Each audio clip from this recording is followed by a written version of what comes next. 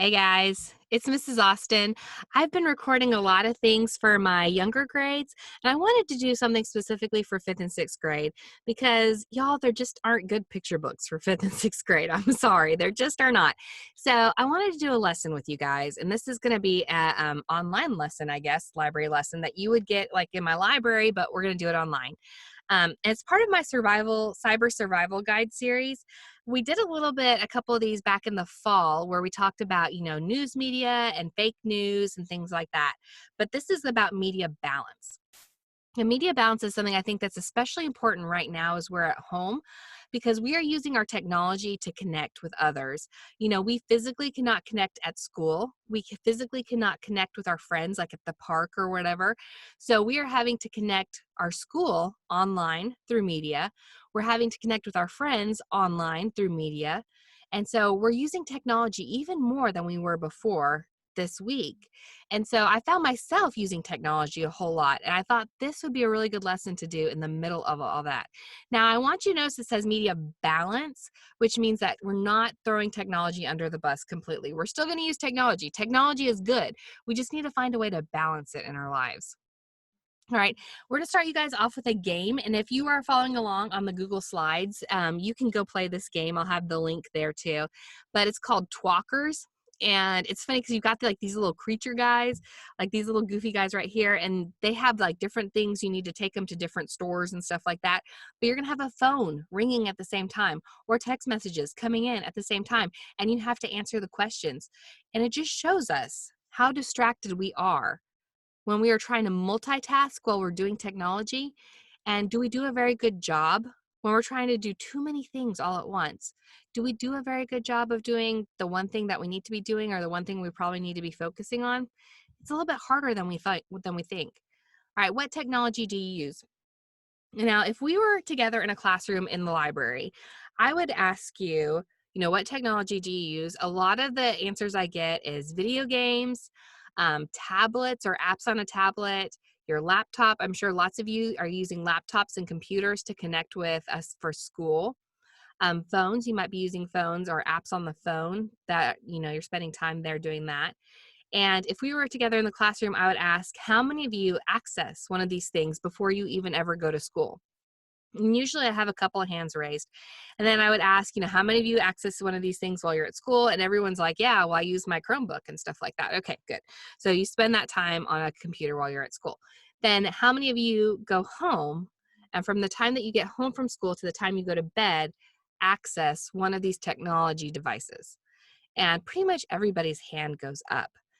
We are spending a lot of time with technology. We're spending a lot of screen time.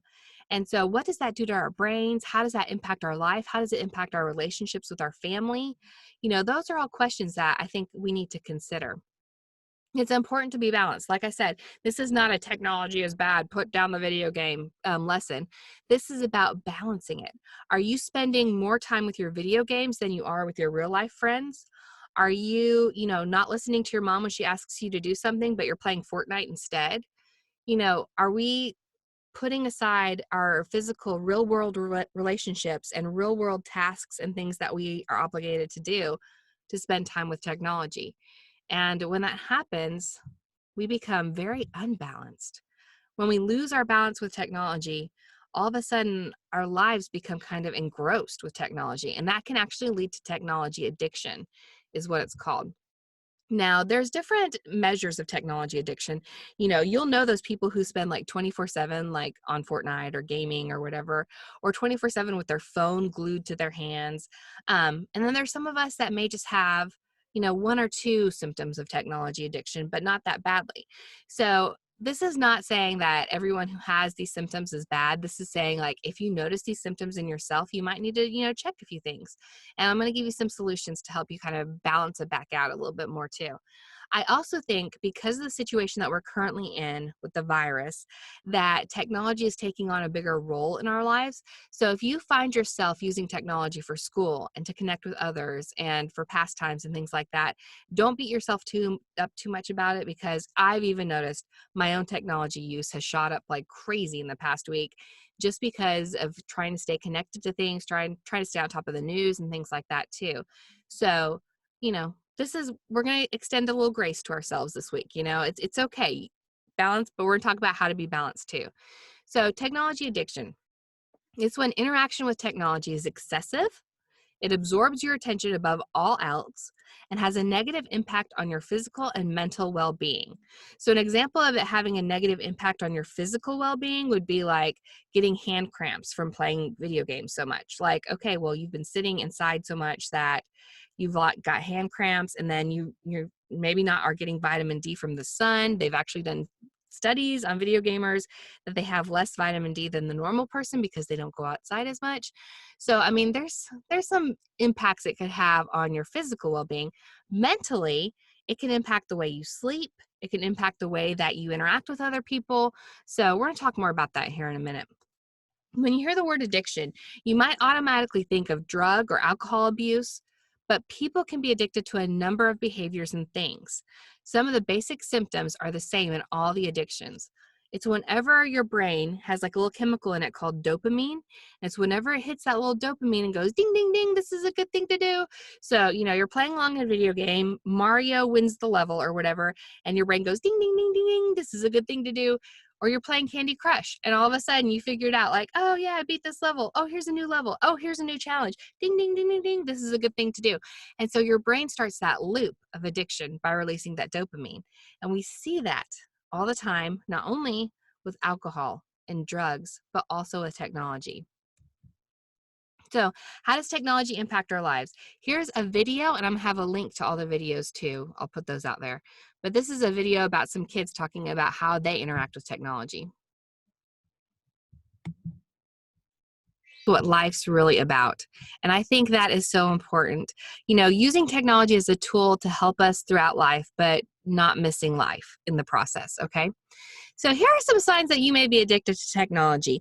And as we go through it, find just a piece of paper and kind of make just a little mark for every sign that you notice in yourselves. You can also take this for like your parents, or you may see some of these behaviors in your siblings, like your brothers and sisters. I've definitely done this presentation before, and people will be like, "Oh yeah, that's totally my little brother. He totally does that."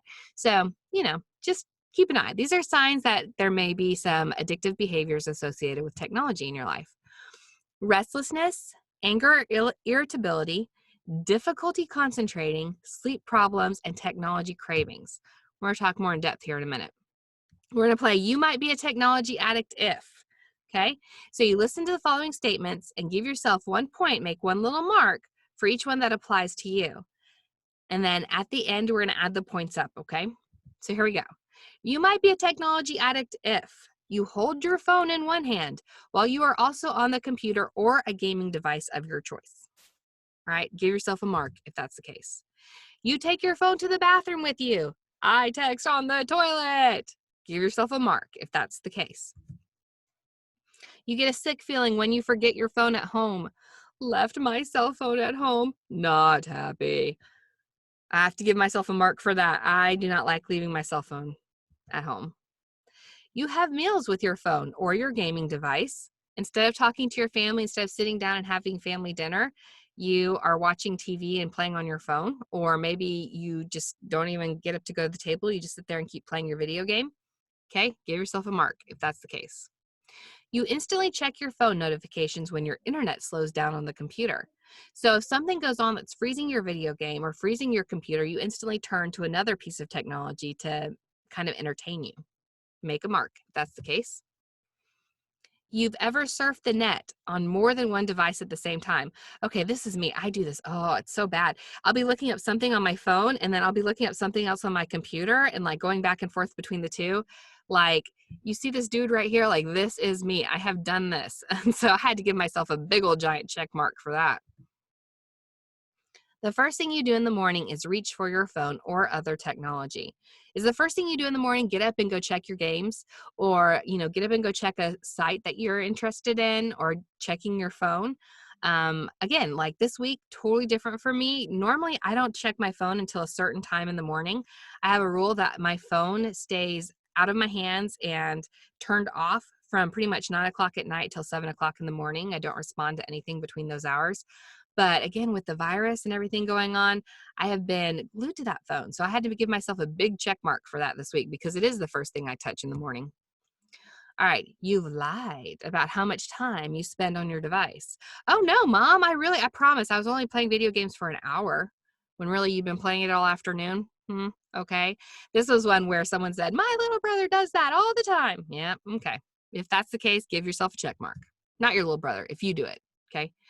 You spend more time with your phone or gaming than with your human friends and family. Oh, that is a good question to ask this week. Are you spending more time with your technology devices than you are with your real friends and family? Okay. Of course, you don't want to spend time with friends if they're outside your home because, again, we don't want to spread stuff, but your family within your home, you can spend some time. This is a good time to reconnect with them.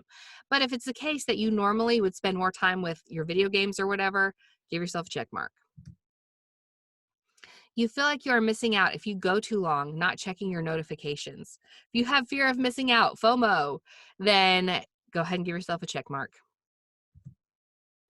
If you have ever checked your phone or game in the middle of the night, give yourself a check mark. If you get cranky when someone talks to you while you're on your device. Oh, this was another one when someone said, this is my little brother. I tried to talk to him while he's playing his video games and he gets so mad at me. Okay, so if you get so mad at someone while they're trying to talk to you, okay, I also had to give myself a big check mark at this because my family will ask me questions while I'm trying to do something on my computer and I'll be like, "Mah!" So yeah, I had to give myself a check mark. You look forward to quality alone time with your phone or gaming device. You are maybe at a friend's house and you're having a good time, but you can just not wait to get home and pick up that Xbox. Or you cannot wait to get home and check your messages, right?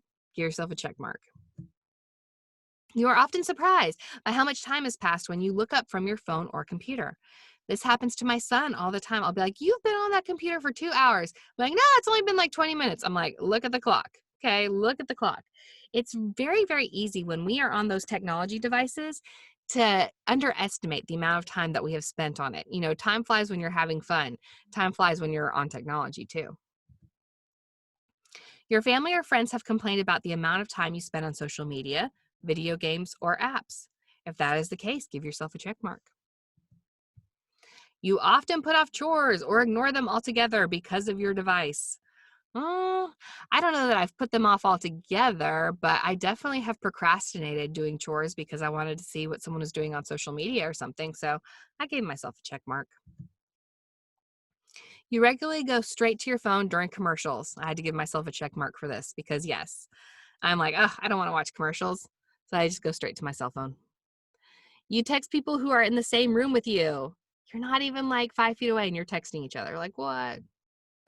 All right. If you gave yourself 5 or more points, maybe you should consider limiting your time with technology. And I did. I gave myself more than 5 points. I think it was 8 or 9 that I was at.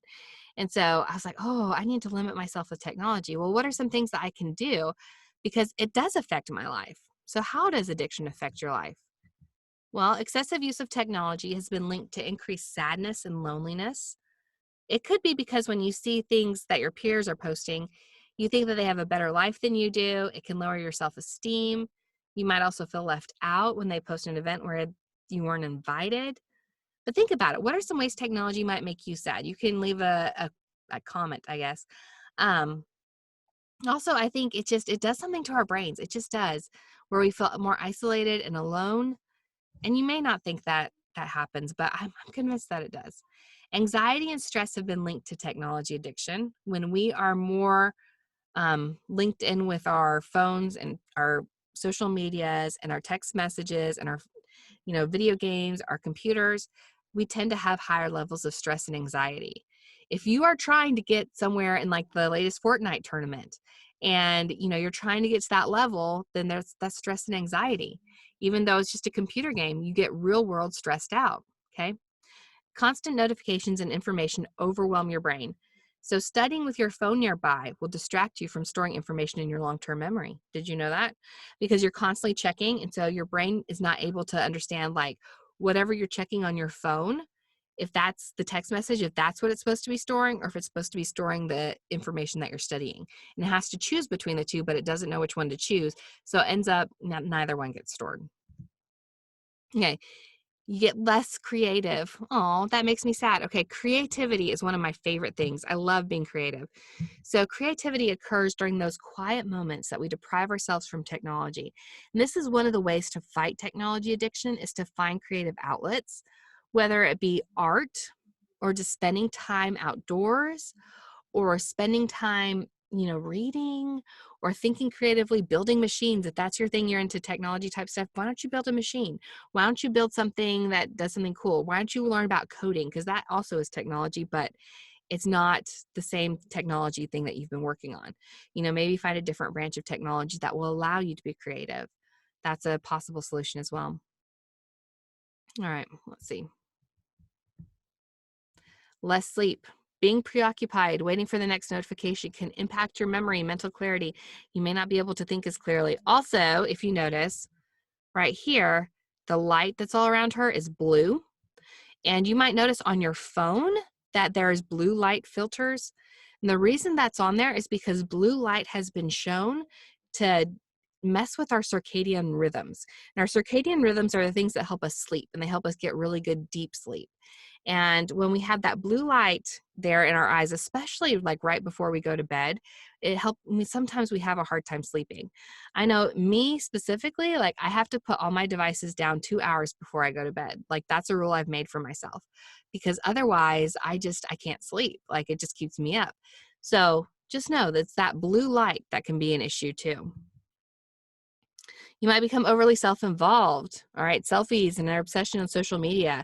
I don't necessarily know that you guys have that problem because we don't have so much social media in our school, but just be aware in the future, might not want to get caught up in social media. How can I help myself? Put limits on your technology usage. Like I said, I limit mine from 9 to 7, 9 o'clock at night to 7 in the morning. Create technology free times during the day. This is so important, especially as we are home.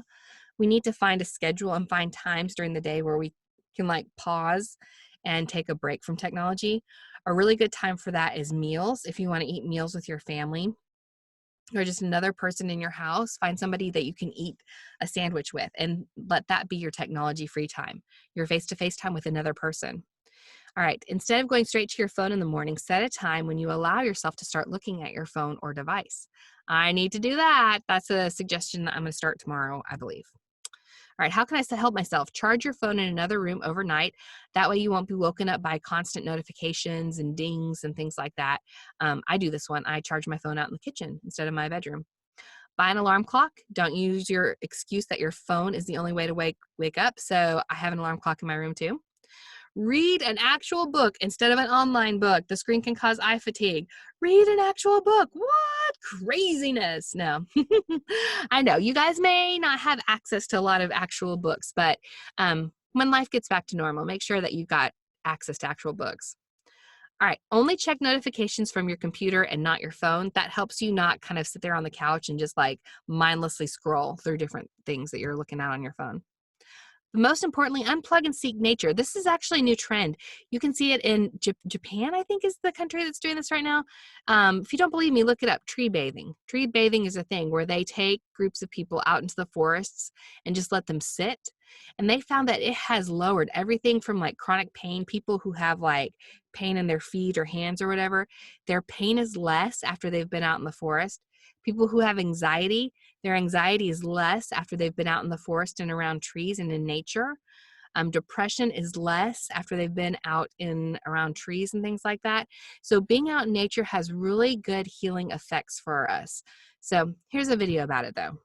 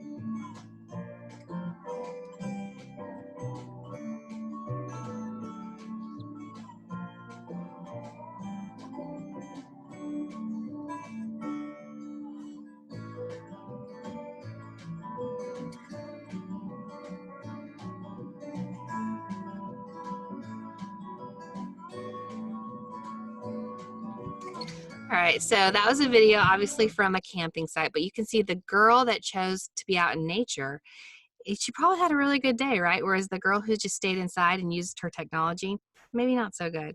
All right, make the choice to get outside and spend some time out in nature. And I want you to think a moment, you don't have to write it down, but just take a moment to write a goal that you are setting for yourself.